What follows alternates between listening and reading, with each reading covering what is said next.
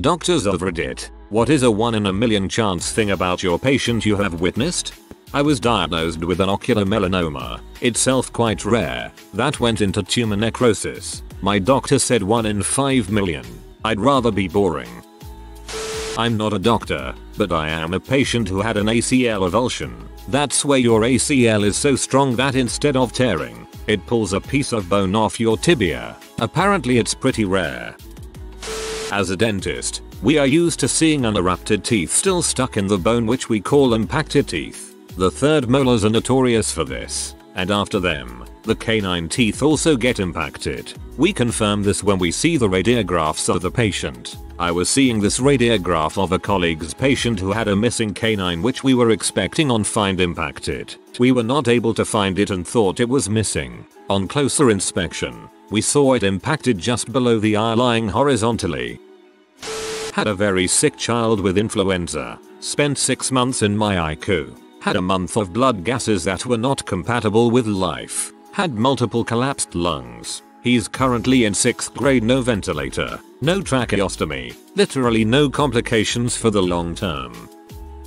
I was a paramedic and I came to a scene where I had a patient who was talking to me, but he had no blood pressure and no detectable pulse. I couldn't even hear his heartbeat with a high quality stethoscope. They dumped a few bags of fluid in him in the ED before they were barely able to get a BP on him. Worked oncology for 5 years and I've had several with no discernible BP and one with no palpable pulse. That crap will make your own BP shoot through the roof.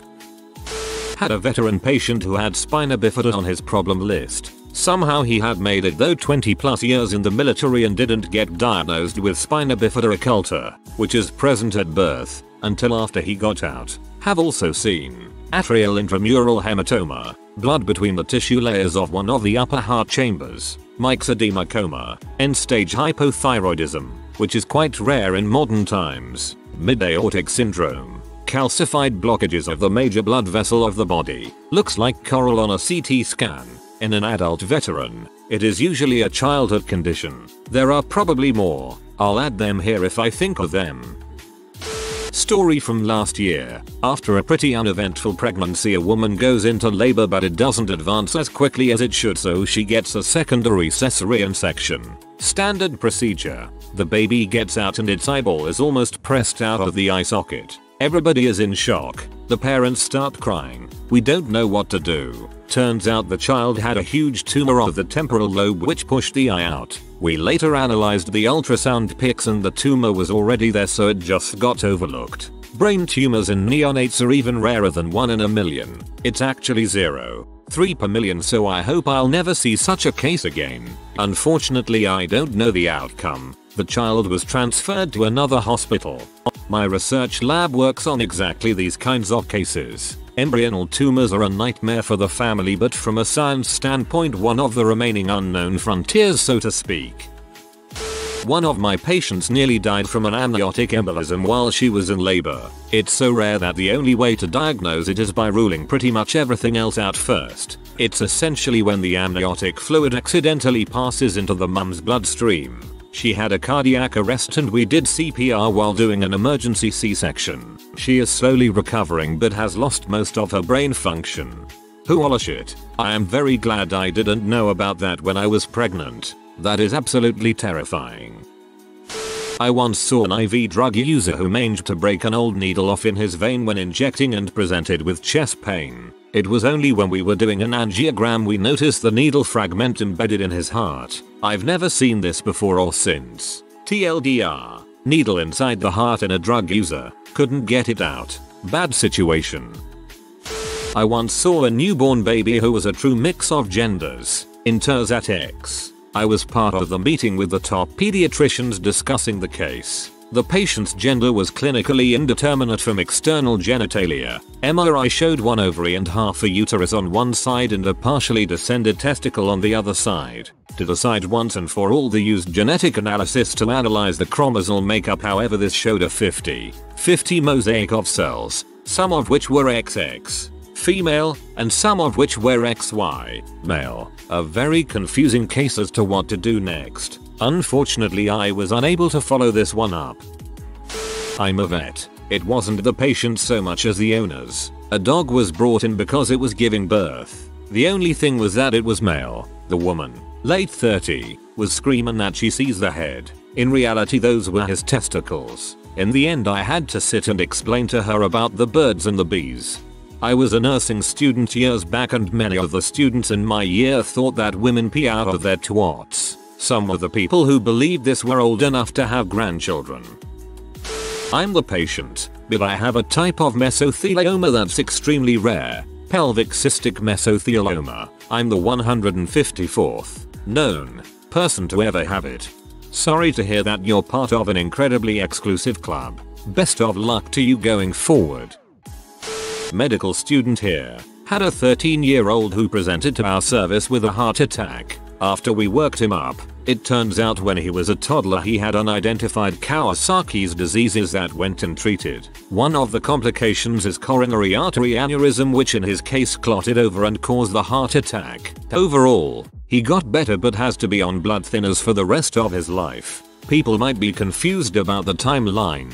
He had Kawasaki's when he was a toddler and spent a week in the hospital with a fever of unknown origin which wasn't diagnosed, and he got better on his own. We saw him 10 years later when he came to our ED with a heart attack. My aunt and uncle-in-law are both doctors. Once, she was lying on his stomach and she heard something odd in his pulse blood flow. Went to the hospital that night and he had surgery to resolve and blockage, which if it had ruptured he would have been dead in 10 minutes. All by pure chance. A guy with chronic kidney disease came to the OR in a delirious state. His consciousness rapidly declined and he went into cardiac arrest. Spent 7 minutes doing CPR while we corrected his potassium levels. The cause of the arrest. He recovered with no long-term brain damage, which is very dang likely to happen when you spend that much time brain dead. Some weeks ago we played a match of table tennis and he was okay. Good stuff. Not a doctor but a nurse. I work with a patient with CCHS, also known as Ondine's curse. It affects around 1,200 to 2,000 people worldwide. You know how you can generally breathe without even thinking about it? Well, people with CCHS can't do that. They are generally either on a ventilator or hooked to diaphragmatic pacemakers. It sends an electric pulse to their phrenic nerve, which then causes their diaphragm to draw breathe.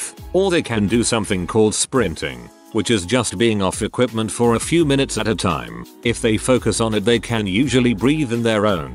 There are a few other problems that are common besides just breathing, but I don't feel like listing them off. The most interesting part to me is the lore. According to French and German mythology, the nymph Undine discovered that her husband had committed adultery because he had promised his every waking breath to her. She cursed him that so long as he was awake he could breathe, but if he ever fell asleep he would stop breathing and die.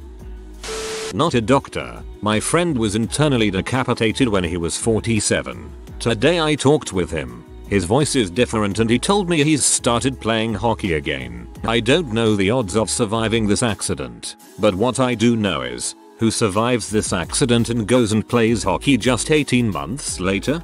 Knew a guy who was in a really bad car accident who was internally decapitated. It's a miracle he lived, despite his brush with death, and his miraculous recovery. He's still a douchebag with no regard for the second chance he has been given. Not a doctor, but a friend was living in South America 15 years ago. He had a cut on his leg and went swimming in some relatively clean water that had been sitting for a few weeks. It was a small tiled pool filled with drinking water. Enter flesh-eating bacteria on his scrotum. He was the second known case and the doctors had no idea how to treat him. They ended up cutting his scrotum open and scraping the infected cells off, leaving the wound open. Multiple times a day, nurses would clean the wound and pour sugar on it. Not too sure why, but it worked. He ended up living, and pictures of his testicles are now floating around in medical journals, as he was at the time the only survivor of this rare bacteria. Multiple times a day, nurses would clean the wound and pour sugar on it. Sugar is an osmotic dressing. Paramedic here. A co-worker of mine was out biking with some friends when one of their riders collapsed and went into cardiac arrest. The group lined up and provided CPR for this 50-year-old guy out in the forest until EMS finally arrived and extricated him. They did CPR on him for an hour and he survived with no deficits. Pretty slim chance of survival, but shows what good CPR can do. I'm not a doctor, but my dad was diagnosed with hortencephaly. We don't know much about it since either the patients end up killing themselves because the pain is too intense or someone in a crisis. Because the pain comes only at night, up to 4 times a night. Each crisis lasts about an hour, is uncontrollable. There is no real remedy, since one drug might work for someone. My dad takes cardiac pills and it works, and won't for someone else. The doctor said the pain is like having an extremely hot ice pick inserted into the left side of the head, on the temple, or similar to giving birth without epidural, but now it's in the head and it can happen 4 times a night. My dad's an emergency room doctor. He had to be the first to tell a teenage girl that genetically she was in fact male. It's a condition called complete androgen insensitivity. People with it display all the phenotypes of being female. In fact, they tend to appear as fairly tall and attractive women.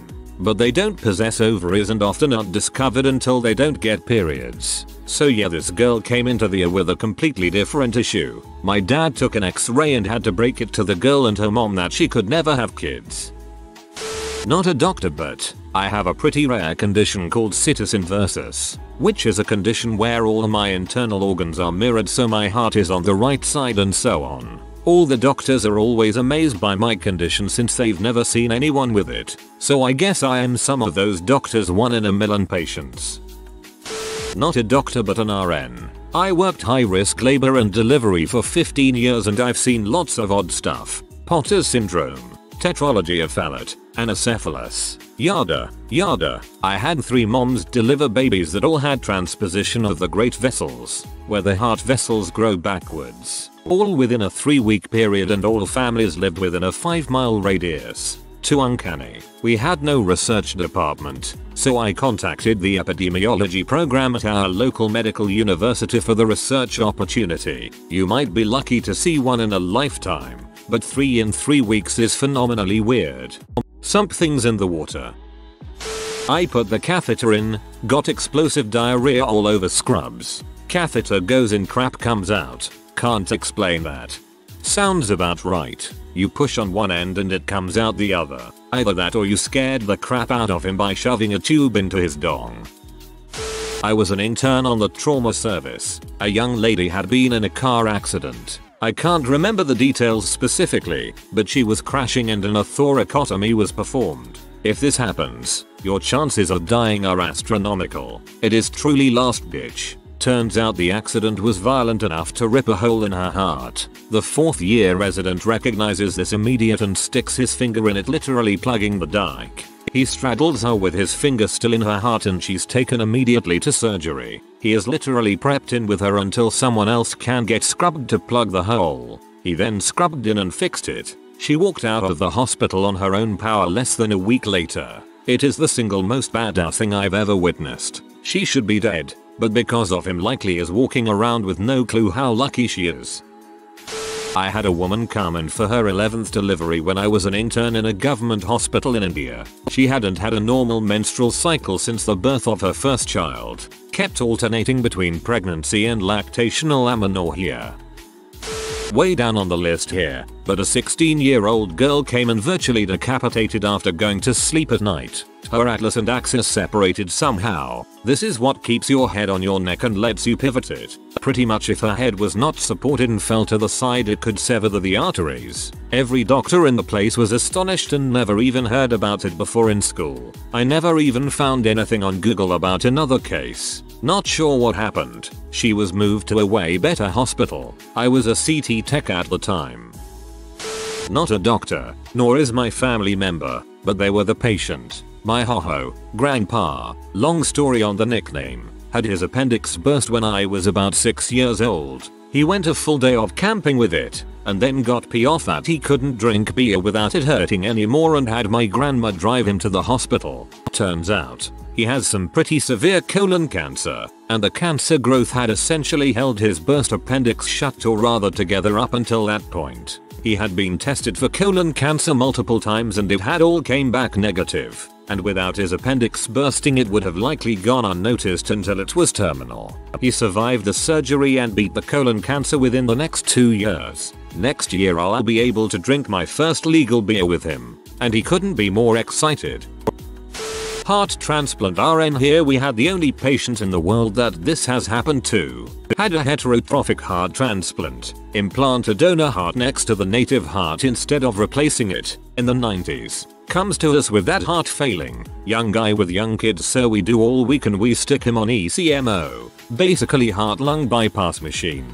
Don't really have an endgame strategy because most of these patients don't make it to this part. Even so, the surgeons brainstorm. Decide to implant a total artificial heart. So they implant the Turanso, shut the donor heart from the 90s, which is to stay in his chest as it's scarred onto his lung. He recovers from that surgery and then finally gets a second heart transplant with a kidney. So this man now has 2 donor hearts in his chest, one not working, recovered and gone home.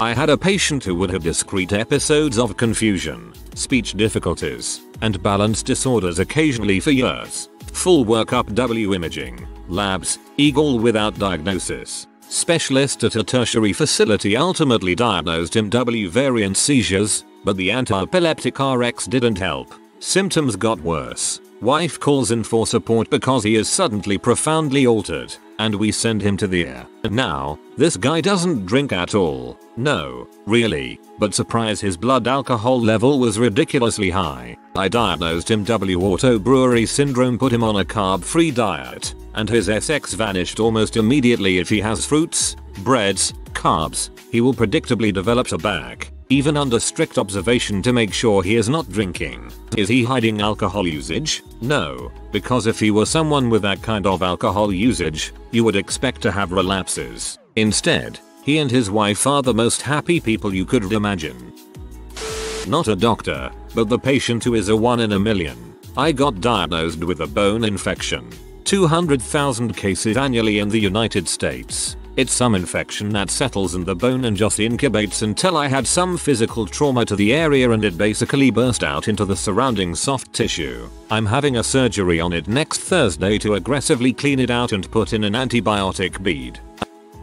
My sister is a pathologist and she once found out her patient had spongiform encephalopathy, similar to mad cow disease. She had to remove the brain and send it to, I believe, the Mayo Clinic. Also, while she was in school, the doctors were about to start treating a patient with chemo for something that was thought to be like brain cancer, and she figured out it was actually a fungal infection and saved that patient many rounds of unnecessary chemo that wouldn't have worked anyway. One of my clients is a surgeon. Said the craziest thing he's seen was that his patient's heart was backward. There was no record of this and he was shocked that nobody caught it.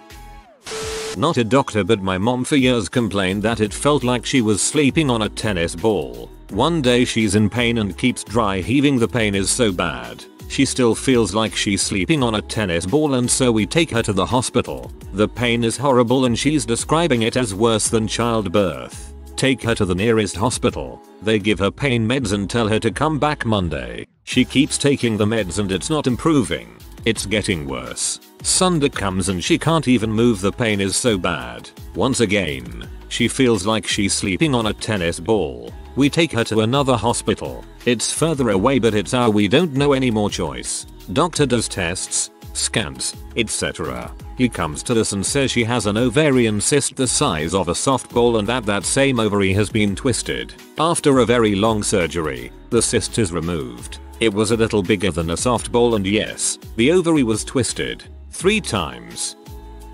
Rotating through neurology as a medical student at UCLA, we had a patient brought in from LAX airport who'd collapsed on a trans-Pacific flight from Japan. He essentially stopped breathing and wasn't moving his arms and legs. We did a massive workup with MRI and CAT scans of the brain and spine, blood work, spinal taps, etc, etc. Nothing looked wrong, but he remained unable to move, breathe, or do anything. Finally, after a week in the hospital, we found the cause. He'd brought a bento box on the flight of sashimi made from fugu, aka blowfish. The chef that had prepped it obviously had done a bad job, and the fish's poison, a potent paralytic, had tainted the sashimi and slowly paralyzed the patient after he ate it on the flight. He luckily hadn't suffocated before the flight touched down and the waiting paramedics could intubate him and bring him to the hospital. Obligatory, not a doctor, but my third child had a super rare disorder that is literally 1 in a million. No one at maternal fetal medicine knew what they were seeing. I unfortunately had to terminate the pregnancy because she had severe brain and heart defects as well as very distinctive craniofacial defects. The doctor who did my abortion had never seen anything like her and he has been doing them for decades. I ended up diagnosing her myself after seeing her because I had to know what did that to my little girl and if it was likely to recur. We confirmed it with genetic testing. Turns out she had acromelic frontonasal dysostosis. It's a rare form of frontonasal dysplasia with 18 previously documented cases. It really sucks she had to be that 1 in a million. Not me, but my wife. She had a patient with a colostomy bag. The colostomy hole had an STI in it. I'll let your imagination figure out how she contracted the STI. This happens way more than us nurses want to acknowledge. Row. Not here to mention a 1 in a million medical case, but to thank Reddit and their community for making this question. I'm a general practitioner and most of the cases and experience here are really educational. Please do it again, Reddit and doctors of Reddit. Thanks. I had a serum amylase of 5280. Normal is 8100. A pancreatic exploration was done surgically and revealed a perfectly normal pancreas. Doc had no explanation for this. Not a doctor, but my best friend is a med student. Told me he saw a patient with congenital insensitivity to pain with anhidrosis, and it's apparently an extremely rare disease. 11,000,000 are the odds of having it. It's where you feel no pain at all and you're unable to sweat, so you can hurt yourself without knowing it. Or if in a warm place, your body overheats due to not being able to sweat. You have to be in a cold room with no sharp edges. The specific case my friend has was a girl that's 3 years old. Apparently her brother also had it and he died at 4 years old. They die super young because of the disease. Sad stuff. I am not sure if the person I know of can sweat, but my friend's boyfriend cannot feel pain. He is in his 20s. Not the doctor, but the patient. I had non-Hodgkin's lymphoma and my only summer was in the center of my bicep. Of all of the places NHL shows up, the bicep never really considered for a solo tumor. That's not even accounting that a 23-year-old had NHL to begin with. My oncologist had been practicing for 30 plus years and had never seen NHL show up on a bicep until me. So the odds of a 23-year-old getting non-Hodgkin's lymphoma located somewhere other than a lymph node is stupid rare. Former EMT firefighter here. Got called out for chest pains in the middle of the night. Arrived on scene to find a mid-20s male presenting with all signs and symptoms of a heart attack. Strange for someone so young in our area. Loaded him up and started heading to the hospital. 45 miles away. Code 1. Mid-transport. Mid-sentence. Dude straight stopped talking. Looked us dead in the eyes and said, "I'm about to die." Eyes rolled back in his head and dropped down onto the gurney. Load the gurney. Checking pulses and monitors. No pulse. Starting CPR. We realized his eyes were back open and he was looking around the ambulance. We stopped compressions and checked for a pulse. Eyes stopped moving and no pulse. WTF. Start compressions. Eyes open. Looking around. He tried to say something along the lines of goodbye during compressions, but he couldn't gather enough breath as we were smashing his chest to keep him alive. Stopped compressions. VFib. Defibrillate. Drugs. Resume compressions. For the next 30 minutes this ensued until we arrived at the hospital. As I was writing the report, the doc came in and expecting to hear that the patient expired, he said instead, "Well, your boy is alive. He's being transferred to cardiology but he's back to normal sinus rhythm." The look on our faces must have said something, because the doc turned around on his way out and said he should have died. I don't know how he didn't after being down for so long. But he didn't. Good work, guys. As an 18-year-old EMT, this absolutely floored me. Come to find out he had an aorta dissect, but the hole was small enough to allow some blood flow during chest compressions. He underwent surgery and fully recovered. I'm not a doctor, but when I had my son 31 weeks via emergency C-section, the doctors later told me that he had no pulse when he was born. They worked on reviving him immediately. I couldn't tell what was happening because there were about 8 doctors surrounding him, and had pretty much given up hope after about 5 minutes but weren't going to stop. At 6 minutes he took his first breath. The doctor said he'd never seen a baby that early come back after being flat that long. Today, my boy is 6 and completely healthy. No long-term complications whatsoever. He was a champ in the NICU for 45 days before we took him home. I couldn't imagine my life without him. If you are new to the channel, you can subscribe. I publish new videos every day. Until then, check another video.